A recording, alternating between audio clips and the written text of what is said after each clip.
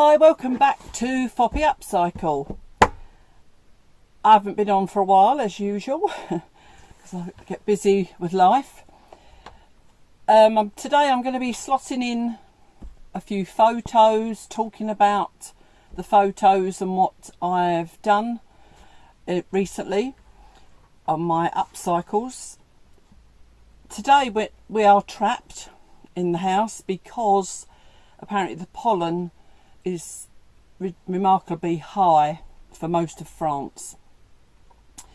My husband Duncan is really suffering. He's for the last week, and we didn't know it could cause it, but this May and June is his worst times, and he's got extra sensitive teeth, and his gums feel sore, and it's giving him obviously headaches. The whole head has just been awful for, well, he's had it a bit for a few during the week, and then the last few days he just doesn't know what to do with himself. It's been so painful. And when we saw that it was still high, we just thought, well, whether the weather is good or bad, we are staying in, because there's no point exposing him to that. I mean, and I know it's out there because I've only in recent years started to suffer with hay fever, but I can feel it in my throat and in my nose. My nose has been a little bit runny, so I've been a bit sniffy. So it's obviously there. So there's nothing I can do for Duncan. He's taking his antihistamines, which never last long enough. They seem to do a few hours and then they stop. And you can only take one a day. It's so frustrating. He said even paracetamol just wasn't touching this pain he's getting. I googled it actually just to make sure that we weren't imagining things, and it does actually say that it is all part of hay fever.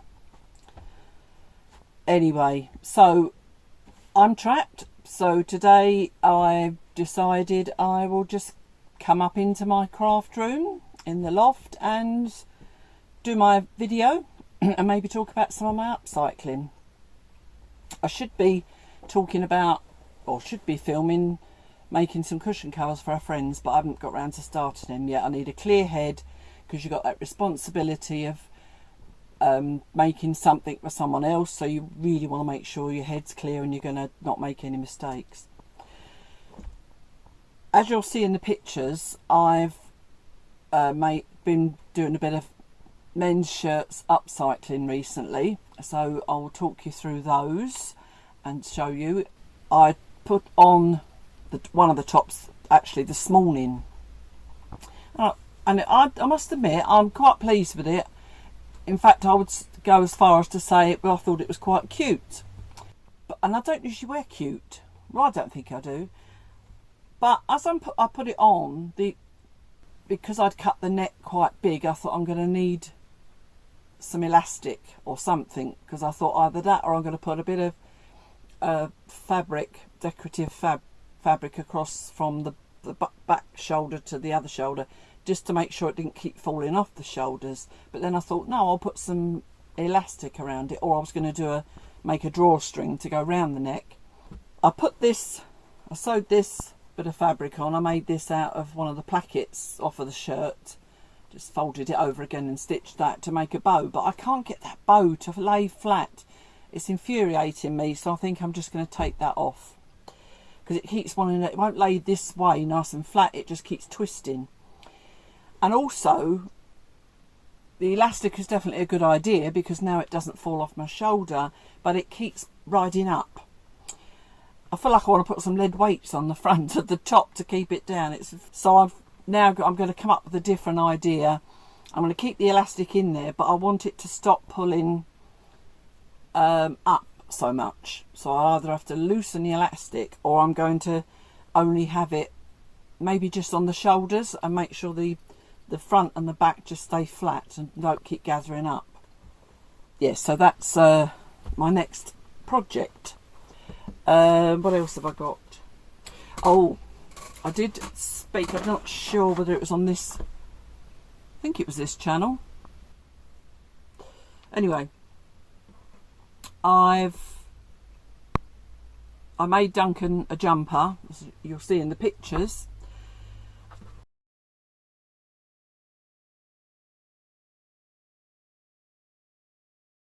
And as it turns out, it's huge.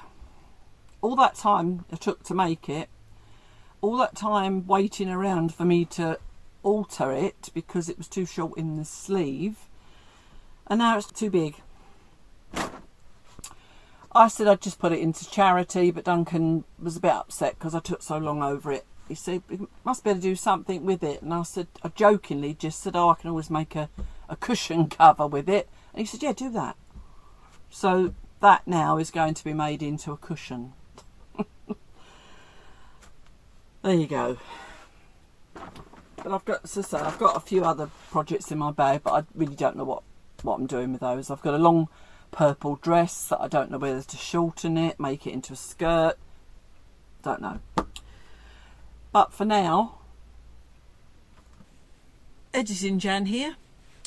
I've just jumping on just to let you know the next couple of photos you'll see are from a project I've already shown you in a previous video, but someone asked to actually, or she did actually just say it'd be nice to see it on you, Jan, so that's what I've done.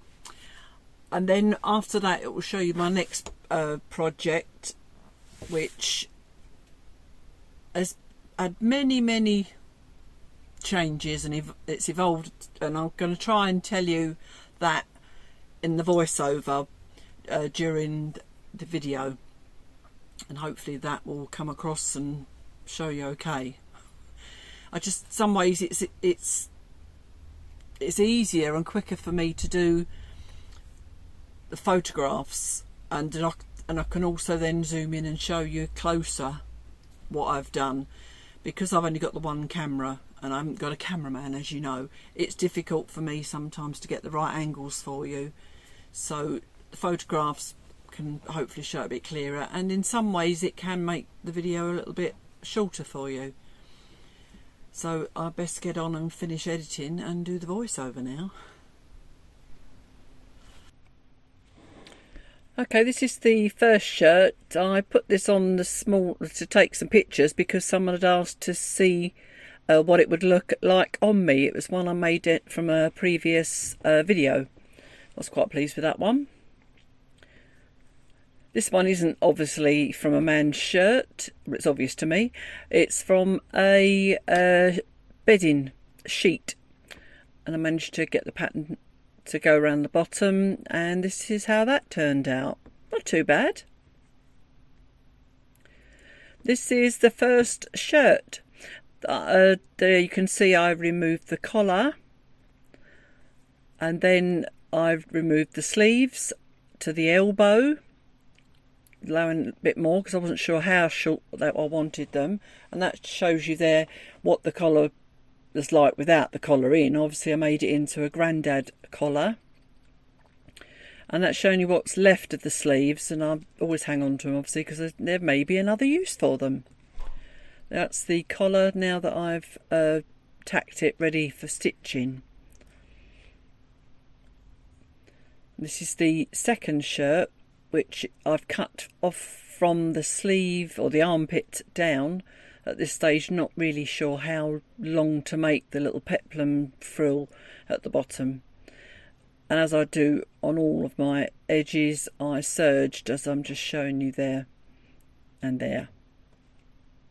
So both shirts were serged, and then I put some notches in just so that I knew where the centre, front and back was, and the side seams. And there at that stage I was umming and ahhing whether to keep the buttons or not. But next one you'll see that I've removed them and stitched the placket down, but it gives a hint towards the fact that it was a shirt previously. Here, as I've had in a previous video, I've cut the cuffs, and I'm going to turn these into more soap pouches. And that's part of the placket, which I had some different ideas for us, as I'll tell you now. As I said, I had an idea for the placket. I thought of, you know when you get shirts, or a lot of shirts and just other tops now, where it'll be like I say a 3/4 sleeve or maybe shorter, but they give the option to put in a like a tab and a button on it, so that you can tie it up, and it gets another feature really, but it just gives you the option of having a long sleeve or short sleeve from the same top. That was my idea for that, but I did change my mind, as you'll see further down the line. But I still think that'd be quite a good idea. I might do that on another top, because it's quite easy to just cut a chunk of the placket out, because it's already got the buttonholes. No buttonholes to make. All I've got to do is put a button, stitch it on and put a button on the sleeve, and then buttonhole it on. Secure it. Let's carry on.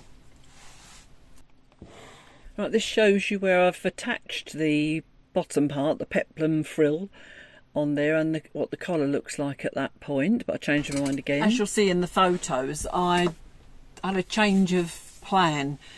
You can see when it's on the mannequin that it's still got, well, you know, I've made it into like a grandad collar. But the more I looked at it on the mannequin, I thought, I don't know, it just felt like too much here. I didn't want it to be high. And I think, because I'm thinking of it being a summer top, I wanted the neck to be more open. So what I did, I found a sort of quite a biggish round neck top that I'd got, and I folded it in half, folded the shirt in half, and then pinned it on as secure as I could, so that they both stayed still and I got the right cut. And I cut round, allowing for a seam allowance or tuck over, and I used that. Was in two minds about removing the sleeves as well at that stage and making it more like the sort of straps you get on a vest top, but I decided no, I'd keep the sleeves, because they're already short, and being a woman of a certain age, I've got largish arms, so sometimes it's just more flattering to keep them covered up. Doesn't always bother me, but you know, some things. So I did that, but in doing that, as you see in the pictures, once I'd cut it, and I thought I'd best go and try this on, and I went and stood in front of the mirror, tried it on, and these just kept falling off my shoulder. Let's carry on. Here you can see where I'd marked it, as I previously mentioned, with one of my wash away felt pens, and I put pins in to make sure it all stayed and was even, and that shows you where I've now cut it and serged it, and you can see even there it looks a little bit big. And that's where it's been now turned over and elastic added, so it's getting there. Following a lot of thought and consideration, I do think about things before I do them, I promise you. I had to remember that I needed, it's the thing when you're upcycling, you haven't always got enough of the fabric, because what you've got is what you've got. But when I wanted to do the bottom half, as you see in the next picture, wanted to make it the bottom part as a frill, if you like, for want of a better word. I knew that I needed to have enough fabric, obviously, to gather it. So I chose the wider shirt out of the two, obviously, to do that, and also I used some of the sleeves to add a bit more as well. So I more or less had double the width of the top half, so that I had enough to gather. Now, very often I just based by hand, and I gather like that. And sometimes I use dental floss, because it's got that waxy bit to it, so it glides easier. But this time I thought, let's do what the professionals do, Jan, because I'm sure some of you know I don't tend to follow advice. I don't tend to do as instructions tell me. I do the way I want to do it. And I just thought, no, try doing the professional way, Jan. So I put it on the largest running stitch all the way round. I could have done round twice. Whether that would have made a lot of difference, I don't know, but you do hear of people using their double needle and going around with the double line, but I did it with one line, and although it seems to take a bit longer to gather it, it came out with, to me, the most perfect little gathers all the way round. It took a little while fiddly to try and make sure they were even all round, but it was fine, and I was really pleased. So surprise, surprise, the professionals know what they're doing. I don't know why I don't listen. Just because I want to do things my way. I'm always, in my mind, I'm always thinking I might know not necessarily a better way of doing it, but a different way of doing it. I don't like to follow orders. You know that. So that's that's what you'll see in this next photo. It'll be where I've now sewn the bottom half on, and also I've got to the point of I've cut the elastic, I've made a channel around the neck for the elastic, and the same on the sleeve, so that both now are a bit more, you know, secure and a bit, just looks nicer.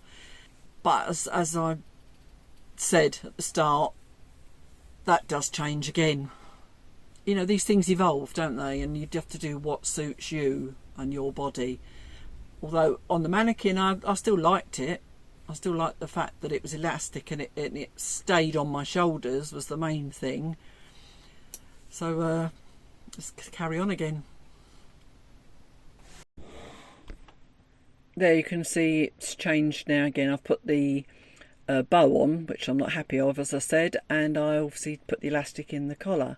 Here you could see I had a couple of tucks under the back yoke that kept standing up, so I've stitched them down like a dart just to hold them flat. It was quite successful. There we go, me modelling the finished product, and I'm, as I say, quite pleased with it, but it will be changing yet again. But it's quite cute, isn't it? So there you go, another project done. I hope that entertained you for a short while, and as I say, hopefully the pictures mean you can actually even go over it again and just sort of look at what on earth did you do there, Jan, or something. But yeah, so my next thing is now to take this bow off, and I think I'm going to pull this straight. I may even go around with a zigzag to make that stay, or I might take the elastic out and just keep the elastic on the shoulders. Who knows? This is another piece of evolution on my shirt. But as I say, one thing I did say, I was considering, because I'd got some more of the top fabric, I was going to put another, say about a third or halfway down the bottom part of the frill, I was going to do another frill. Then I thought, oh, it's just getting a bit too over the top now, Jan, so if it's too over the top I might not wear it, so I tried to keep it as casual as I could. So yeah, the hem's done, everything is finished, it's just sorting this neck out. So thank you very much for coming back to me again, and I will see you in the next video, whenever that may be. I can't, as I've said before, I try not now to do weekly because it puts me under too much pressure, having the fact that I'm working on 2 channels. Even though it's not an upcycled, my next video may well be me making these cushion covers for our friends. I've got 2 retro chairs, and they really want the covers were really nylon and awful on the original chair, and they bought some really nice fabric, and they've asked me, I offered, because they were going to go to an upholsterer, and you know how much upholstery can cost, and being as they're good friends of ours, I said, if you like, you know, I'll have a go. If you'd rather go to a professional, as it were, then do that. But they said these chairs won't be used as much as you'd think. they're quite happy for me to give it a go, and I've done something similar before. I made cushions, 4 square cushions as these are, for someone's caravan, and they were really pleased with them. So, and I learnt from that as well. So this is like a step up, if you like, now to make these covers for our friends, and hopefully they will be happy with them. My plan is to get them made before they come back over to their holiday home in a few weeks, and I can put them on the chairs for them because I have a key to the house, and they can come back and find them. That's the plan. So watch this space, I'll let you know.